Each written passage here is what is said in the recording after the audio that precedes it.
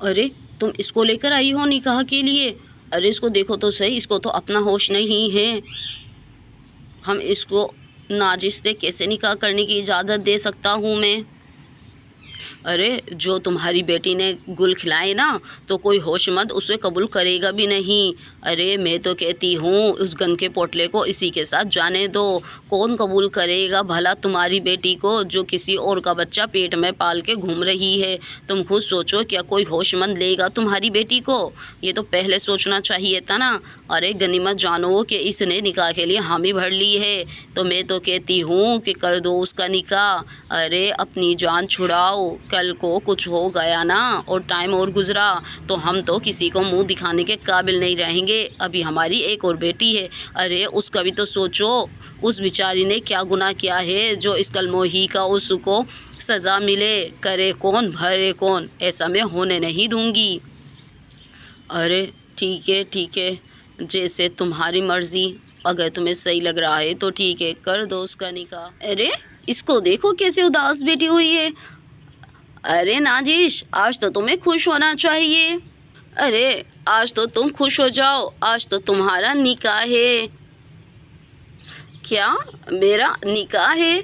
लेकिन क्यों इतनी जल्दी मेरा निकाह क्यों करवा रहे हैं? और किससे हो रहा है मेरा निकाह? अरे शहज़ादा है, शहज़ादा। यकीन जानो, इतना खूबसूरत, इतना हैंडसम। अरे मैं तो देख के ही पागल हो गई उसको। चलो तुम भी जाकर देख लो। और यहाँ मदिया नाजिश का मजाक उड़ा रही होती है।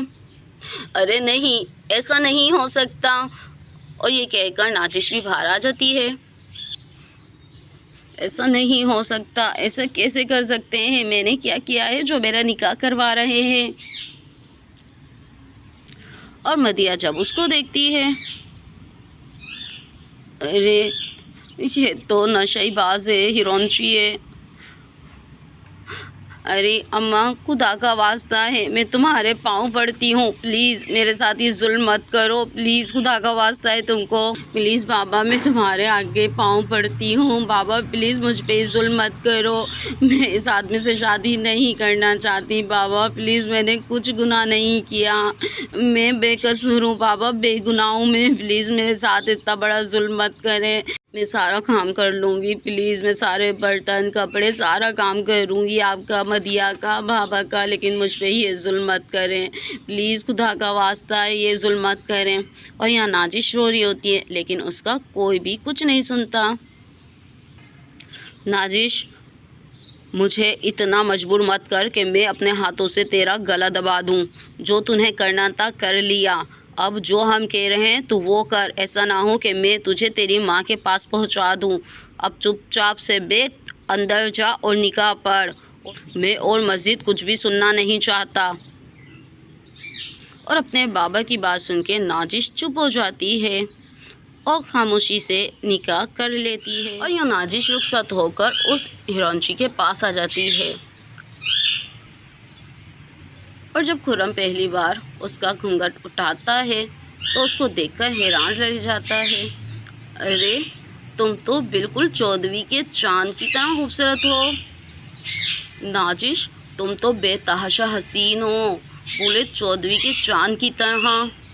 लेकिन मुझे हैरत है कि उस औरत ने तुम्हारी शादी मुझसे क्यों कर दी, और तुम्हारा उस औरत से क्या ताल्लुक़ है, बताओ मुझे।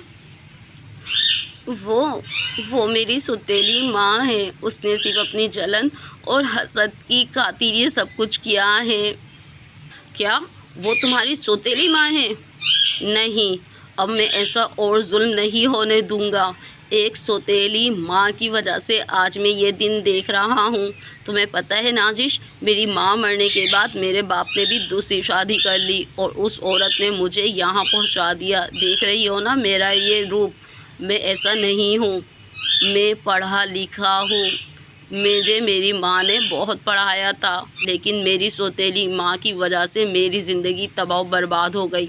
लेकिन नाजिश, मैं तुमसे वादा करता हूँ कि आज के बाद मैं तुम्हारी आँख में एक आंसू नहीं आने दूँगा। मैं भी अपनी सौतेली माँ से डसा हुआ हूँ और तुम भी अपनी सौतेली माँ से। तो चलो आज से हम अपनी नई दुनिया बसाते हैं। आज के बाद मैं तुमसे वादा करता हूँ कि मैं कभी भी नशे को हाथ नहीं लगाऊंगा। तुम मेरा साथ दोगी ना नाजिश? हम अपनी नई ज़िंदगी बसाएंगे। अरे क्या सच कह रहे हैं खुर्रम आप? वाकई आप पढ़े लिखे हो? अरे मैं भी कितनी खुशनसीब हूँ। और यहाँ पर दोनों एक दूसरे से वादा करते हैं।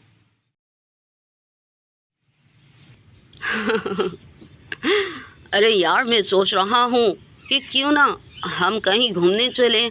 अरे यार काफ़ी अर्सा हो गया है, हम कहीं बाहर भी नहीं निकले हैं।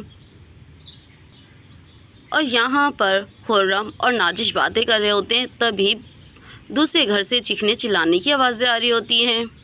अरे मुझे कुछ नहीं पता, मैं हर चीज़ तोड़ फोड़ दूँगा, मुझे पैसा दो पैसा, मैं कुछ नहीं जानता, मुझे पैसा चाहिए। अरे मेरा नशा टूट रहा है, कह रहा हूँ मुझे पैसे दो। और यहाँ पर मदिया का आदमी उसे मार रहा होता है। अरे छोड़ दे मेरी बेटी को, छोड़ दे। अरे मैं तुझे कह रही हूँ छोड़ दे। अरे क्यों इतने जुल्म करता है तू हम माँ बेटी पर? अरे हमने तो तुझे पढ़ा लिखा अमीर समझ के शादी की थी, इसलिए तो तुझे अपनी बेटी नहीं दी थी मैंने। अरे ओ बुढ़िया, अपनी ज़बान को बंद रख, लगाम दे अपनी ज़बान को। मैं अपनी बीवी से बात कर रहा हूँ। एक तो तू हमारा पीछा नहीं छोड़ती है, हमारे घर में पड़ी रहती है। अरे देखिए तो सही, बराबर से कितनी आवाज़ें आ रही हैं। अरे कौन है बराबर में? अरे पता नहीं यार कौन आया है, 2-3 दिन पहले ही कोई नए लोग शिफ्ट हुए हैं। अरे चलो झांक कर देखते हैं आखिर कौन आया है। और यहाँ पे खुर्रम और नाजिश अपनी दीवार पे खड़े हो जाते हैं।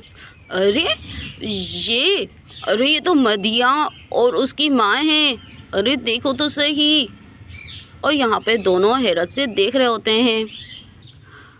अरे जब तक मैं वापस आऊँ ना तो मुझे नहीं पता, कहीं से भी पैसों का इंतज़ाम करो, वरना तो ये तुम्हारे बर्तन बेच दो। मुझे कुछ नहीं पता, मुझे मेरे नशे के लिए पैसे चाहिए।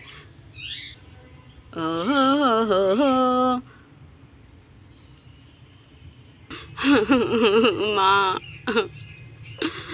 कैसी ज़िंदगी हो गई मेरी। और यहाँ मदिया और उसकी माँ एक दूसरे के गले लग के रो रहे होते हैं। और तभी नाजिश और खुर्रम भी अंदर आ जाते हैं। नाजिश, अरे बेटा तू, और ये तेरे साथ कौन है? अरे माँ जी, हैरत है आप मुझे भूल गई। अरे मैं वही तो हूँ, वही नशेबाज जिसको आपने अपनी इस सौतेली बेटी का हाथ दिया था। वैसे कसम से माँ जी, आपका एहसान रहा कि आपने मेरी ज़िंदगी बदल दी। आपने सच कहा था कि ये लड़की तेरी ज़िंदगी बदल देगी। वाकई नाजिश के आने के बाद तो मेरी ज़िंदगी ही बदल गई।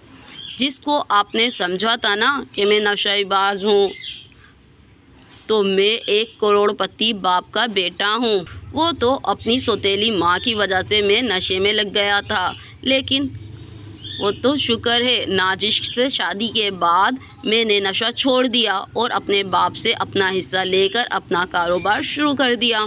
और आपके बराबर वाली जो कोठी है ना, वो हमारी ही है। हम उस कोठी में सुकून से रहते हैं। देखा माँ जी, कुदरत का निज़ाम। आपने मेरी ज़िंदगी बर्बाद करना चाहिए, मुझे एक ऐसे शख्स के हवाले किया जो नशा करता था ताकि मेरी ज़िंदगी बर्बाद हो जाए। मुझ पर झूठा इल्ज़ाम लगाया, लेकिन क्या हुआ, सब कुछ आपके आगे आ गया। आप जो ज़िंदगी मेरे लिए चाहती थी, आज वही ज़िंदगी आपकी बेटी मदिया को मिल रही है।